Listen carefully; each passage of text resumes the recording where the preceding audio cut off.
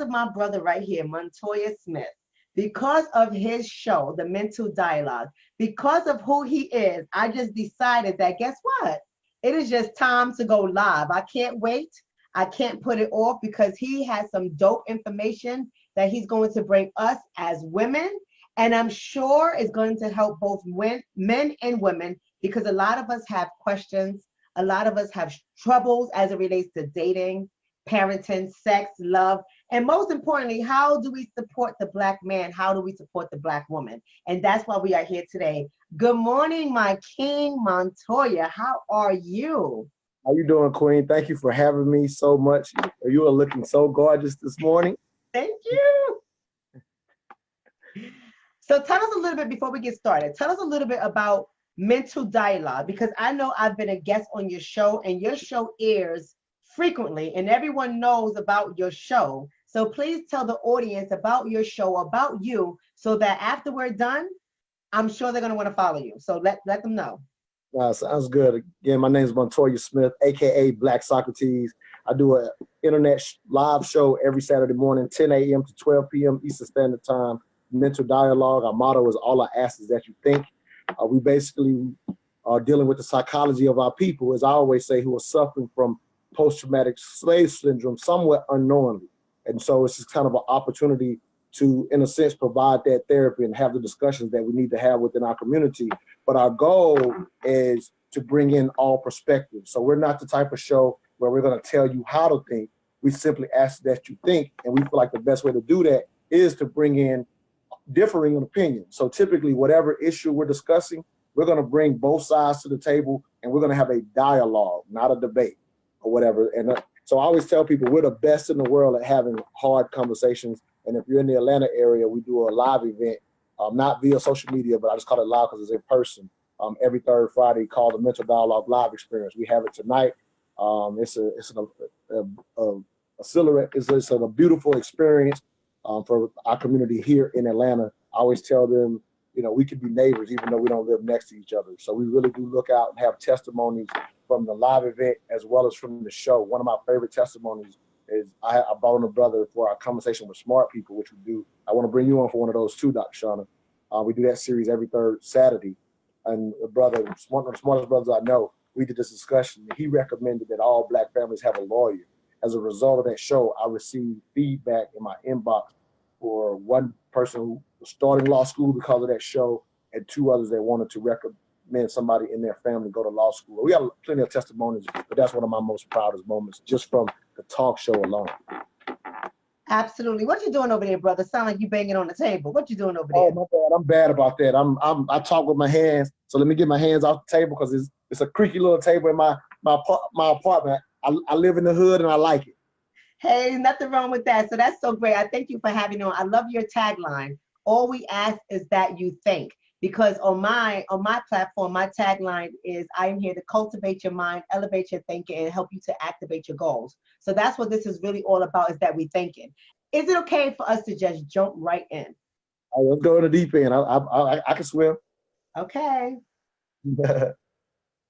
So everyone who knows me knows I keep everything confidential. I won't name any name, even if people give me permission to talk about them. I do not name people's names, but I have a scenario that I think that many of our sisters can relate to. And I too were one of those people that I was placed in a position where I had to make one of the most dreaded decisions that a parent can make when it comes to raising teenage boys. Do y'all hear me? Do you hear me, Katrina from Alabama? Do you hear me? One of the hardest decisions that I had to make. So I want to run this scenario by you, my brother, if this is okay. And I want to get a male's perspective because I've been up all night trying to help somebody who's dear to me with this situation, and I don't want to lead this person astray. So are you ready? Yeah, I got an answer. All right, I'm sure you do. Black Socrates. You're Black Socrates. I'm sure you have an answer. All right, so let me say this. What does a mother do who is raising a teenage son who is now exhibiting behavior that indicates that he thinks he is a quote unquote man? He doesn't have to follow any rules, smoking weed, hanging out, talking back. And the most dreaded thing happened is that he decided to leave his home. How does a mother handle that situation? Does she go after him? Does she call the cops? Does she just let him go? What is she to do when she's faced with all these issues and she's trying her very best? How does she handle a son like that? Right. I got an answer. It's not the best answer because this is currently happening. And what's happening is that the child is at the rebellious age. That's very natural. Boys and girls do it, but boys more so, typically. Boys will rebel even more right at the age that you're speaking of. It's very unfortunate what you're telling me, because as soon as I hear it, the first thing that pops in my mind is, if he's going that far already, some of the issues to have fixed to not have it happen kind of needed to take place before now, if that makes sense, to the extent that he's going that far with the disrespect. Like, I never bucked my mother until this age, but my bucking wasn't those things, if that makes sense, or whatever. She definitely kept a level of fear into me. And so right now, desperately, she's gonna have to, I hope she has some type of relationship with a male figure who cares about her and her child. Without that, it's gonna be even harder to rein this in. But if she could go to some male who cares about young males, she's gonna have to get a male perspective, because he's at the age now where he's just gonna ignore her. That's what boys do at that age when they get real rebellious. Even when we're not rebellious, we'll just sit there and not listen, per se. Well, he's actually talking back and left the house. So it is imperative that she gets a male figure to start having conversations, because what the male's going to end up saying to him, as long as the man cares about him, the man's going to explain to him that even at his age, he has a responsibility to be there for his mother. Like, these are the things that a man can say to him that his mother cannot say. That she can't say, well, I need you to be here for me. Like, that wouldn't make sense coming from his mother.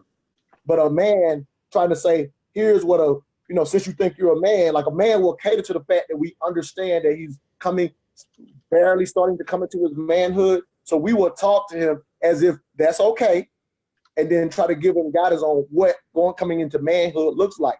If he's only learning it from his peers, which is what he's doing by leaving, they're going to tell him everything wrong. So she has to get an older male, to get involved, to start, because that male will appear more of a man than his peers does. So he's going to still battle and take some of what his peers says.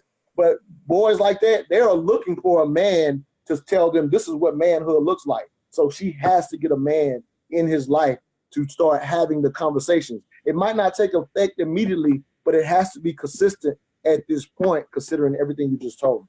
But what I'm hearing you say is, at this age, if this person is doing this late in the age, the intervention should have been done a long time ago. Or the prevention, per se, should have been done a long time ago, meaning to the point where he's naturally going to test the boundaries as he enters adolescence and he starts to bridge into young adulthood. He's going to test the boundaries. But when he's taking it to the limit where he's violating and being disrespectful to the point where he's leaving the home, he's already gone. Whatever needed to have been done should have been done when he was in his younger ages. That's the first thing I'm hearing you say, correct? Yeah.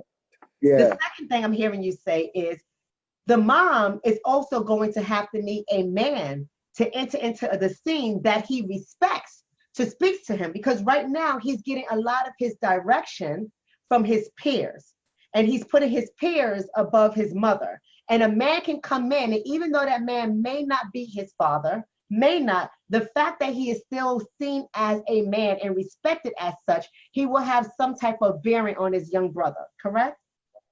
Yeah, because all boys are doing is seeking their manhood, but we just do it prematurely, because at the end of the day, when we don't know what being a man is, all we measure it is by, I don't need my mom to feed me, I don't need her to put my clothes on. And if you learn how to make a little money at that age, which I learned how to make some money. I wasn't in the street hustling or whatever, but I was a kind of, a hustler, but not, illegal stuff or whatever. But as long as My mama couldn't give me but so much money. So it forced me to learn how to make money. So once you learn how to make money, whatever that may be, you actually think you don't need her. It's silly, but at that age, you believe that you don't and that you could make it on your own. Why else would you leave the house? Because you don't think you need to be at home.